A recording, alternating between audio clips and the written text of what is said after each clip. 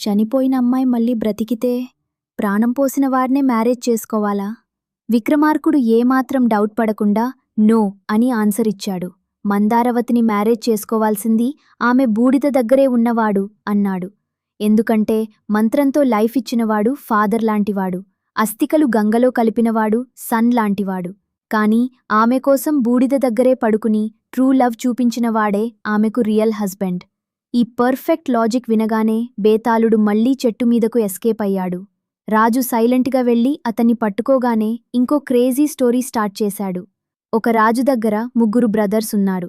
వాళ్ళు ముగ్గురూ over sensitive. తామే మోస్ట్ సెన్సిటివ్ అని వాళ్లలో వాళ్లకి గొడవ.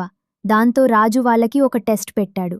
ఒకడికి బెస్ట్ ఫుడ్ ఇస్తే అందులో శ్మశానం వాసన వస్తోందని పసిగట్టాడు. ఇంకొకడికి బ్యూటిఫుల్ అమ్మాయిని చూపిస్తే ఆమె దగ్గర మేక స్మెల్ వస్తోందని ఫైండౌట్ చేశాడు.